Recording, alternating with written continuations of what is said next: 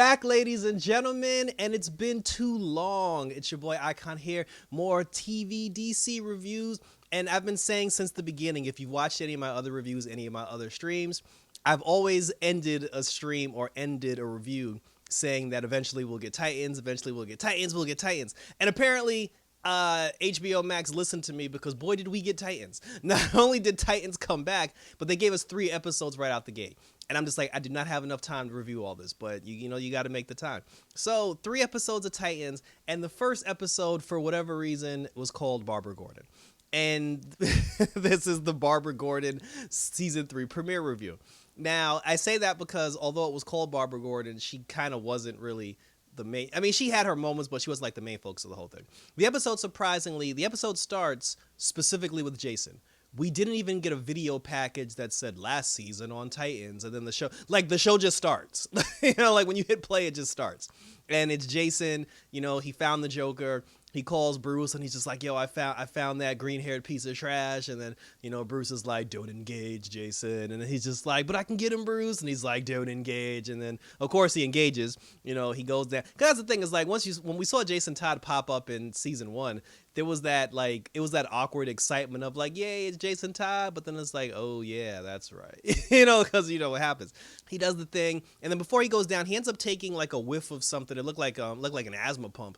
And I got a theory for that later. But then, you know, he takes a whiff, whatever, his eyes get all like dilated, and then he goes down to where the Joker is to try to like take down the Joker and prove, because he kept saying, he was like, I'm not afraid, because he had the whole incident in last season when he got dropped off the building.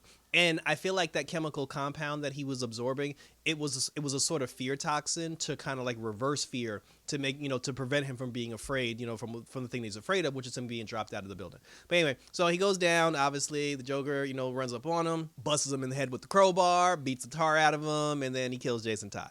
So then we get taken to, you know, we're back in San Francisco, Titans Tower. The Titans are there, like they're taking down the scum of the earth. They're kicking ass and taking names. And, you know, we got a surprise, unexpected cameo, because if you're a fan of the Teen Titans cartoon series, Gizmo popped up. You know, but obviously he's an adult, like they're all adults, but, and it was just like, wow, it's like, it's actually Gizmo with the bald head and the goggles and the backpack and the gray suit and everything. So that was actually really cool. You know, so from a team standpoint, we got Superboy, you know, we got Starfire, like Coriander, she's looking very good. New hair, new costume, definitely digging it. You know, Gar was there, Superboy was there, Crypto was there, and then Nightwing, you know, good old Nightwing, he's there taking everything down, which is weird because there were a lot more people at the end of season 2. So now, you know, there was maybe like 7 or 9 of them. We know that Donna's in the mascara. You know, we know that Rachel's there with her. But then I'm like, what happened to Rose? You know, like with Rose comes Jericho. And then I was just like, you know, what happened to Hank and Dawn? But we find that out later. After they take down Gizmo, you know, the Titans, they're just like, oh, you know, like the reporters are like, oh, you guys are great. You know, you're taking care of the city. Thank you for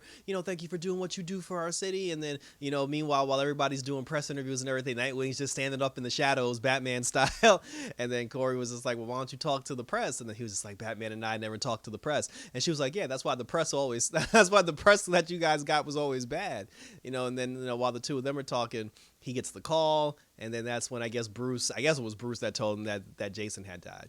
So then, you know, Dick, he goes down to Gotham. He comes back to Gotham. You know, he talks to Bruce, and then, you know, Bruce is all shaken up. You know, he's doing the whole, like, I don't care. You know, he was like, oh, first of all, by the time Jason had got to Gotham, Bruce had already had Jason's funeral. And then Bruce told him, he was just like, oh, he didn't have any family. And then, you know, then Dick was like, he had us, damn it. And then, you know, Bruce was just like, well, I got to do what I got to do, because there's like some people going around killing people, and I got to talk to Commissioner Gordon about it. So then Dick himself, he goes to talk to Commissioner Gordon, and that's when we find out that Commissioner Gordon is Barbara Gordon. We find out that her father died, like, you know, Jim Gordon, he died because he had a heart attack a few days after getting frozen by Mr. Freeze. Dick has a conversation with her, you know, they talk a little bit, and then Dick says to her, he was just like, he's like, when's the last time you spoke to Bruce? And then she said that she hasn't. She said that her and Bruce only talk, you know, like for work purposes, but then she said that she was just like, you know, like Bruce basically like shut himself off, and he's basically being as cold as he ever is, because she was like, you know how many times she told him dead ass, she was like, you know how many times Bruce ever talked to me about my dad after he died? She was like, 0. You know, and then she's very bitter, you know, and I've said from day one, you know, and this is nothing against, like, obviously the actress or whatever, but because the actress who's playing Barbara Gordon, she's doing a damn good job. But I said from the very beginning, and I say this all the time, if you listen to anything that I ever talk about, I always say this, I love Batgirl. I hate Oracle because Oracle is a 100% flat out bitch. And she was doing it throughout the course of this entire episode, just throwing jabs and everything. Like, Dick had asked her to come to Wayne Tower to have dinner with him and Bruce so they can kind of like bury the hatchet and the three that can come back together. And then while they're talking, Bruce just calmly said, hey, so I hear you're doing a case where you're trying to find, you're trying to find like this guy that's murdering people. And then she just got mad. She was just like, all of a sudden, she's like, damn. She's like, you just can't let me have a drink for 2 fucking seconds. And I'm just like, what? Like, I understand where they were going with that.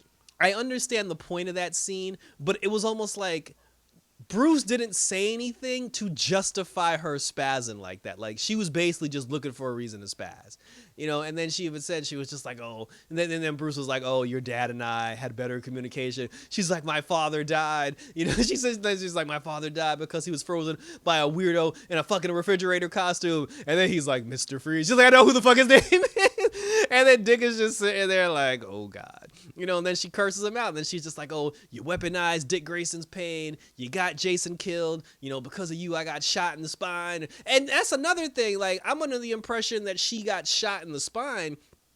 And it took until like my friend had mentioned it, because he was just like, oh, how come one of her legs is missing?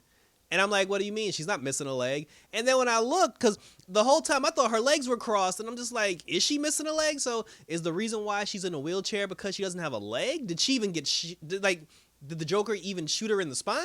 I'm kind of like, this is very unclear. There's a lot of things that's very unclear about the Barbara Gordon situation, aside from her being a total biatch. So but hopefully those questions will get answered later. So then she curses Dick out, and then she tells, and then she tells Dick, she's like, I don't know why I came here. Like, Bruce will never change. And then then she rolls on out. She rolls on out of the house.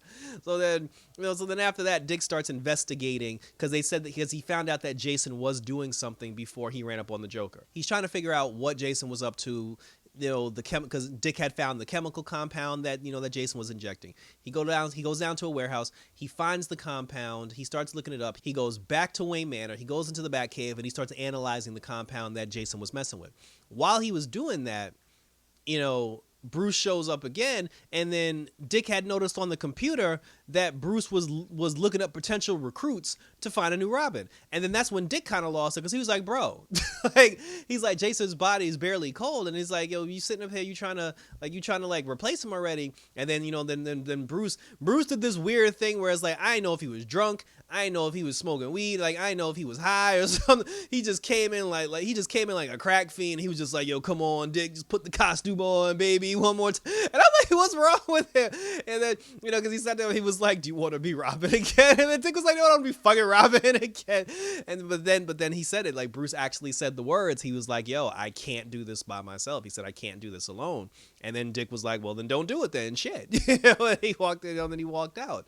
And then after he walked out, I guess the following night, Dick was asleep in the bed, and then Bruce showed up. He threw a crowbar on the floor. Then he was just like, oh, when I bashed that son of a bitch's skull in, he started laughing because he knew he won. He finally pushed me over the edge. And then he told Dick, he was like, be a better Batman. And I'm like, first of all, who said Dick wanted to be Batman? You know what I'm saying? He was just like, it's your city now. And I'm like, first of all, who said he wanted to protect the city to begin with? Like, he had a life in San Francisco. It's like, he basically just dumped the Crusade in Dick's lap and then just bounced. And I'm like, really, dude? You know what I'm saying? I'm like, that's but then here's the cool thing though.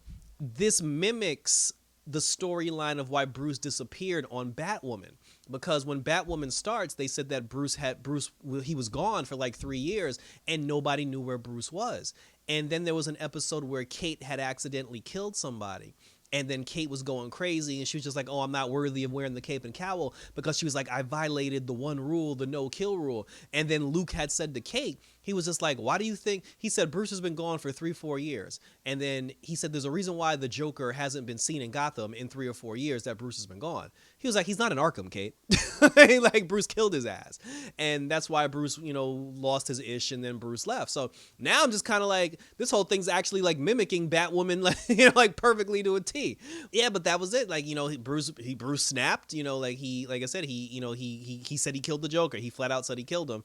and then he dropped the crowbar and he left. And then the episode ends with Dick like trying to find Bruce, and then Bruce just disappeared. Which is kind of weird. So that was very intense. So like the first episode definitely came out with a bang.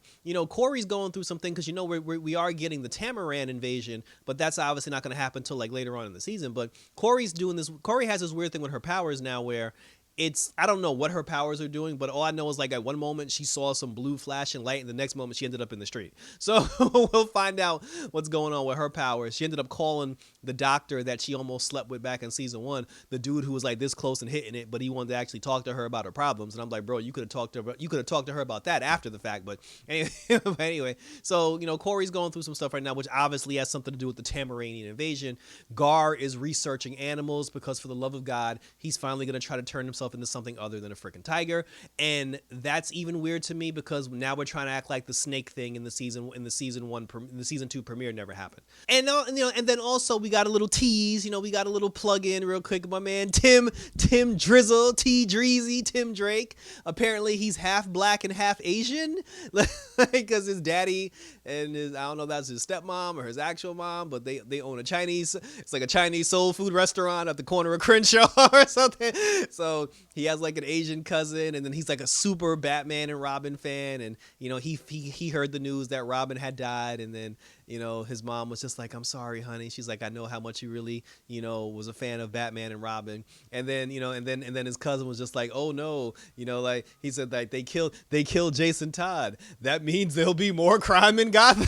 And I was just like, so you ain't shit for that, so, but then, like I said, but this is good because he's going off the fanboy thing. And we already saw that Bruce was already trying to recruit new people. So now that Bruce basically disappeared from Gotham, how do we get to Tim Drake putting on the Robin costume? Because a lot of the Robins that popped up on the computer screen were Robins from the comic book, and Tim wasn't on that list of potential Robins. So I do want to know how we get there with him, because again, it could be one thing if he tagged along with Batman or saw Batman doing something in the streets, but Batman's gone. So unless he ends up running up on Nightwing and ends up following Nightwing around, and then it's like, how does he actually get the costume? Like, who lets him in the Batcave? So like I said, there are a lot of questions here that, that I'm looking forward to, and I want to see them answer as the season progresses. So thank you for tuning in.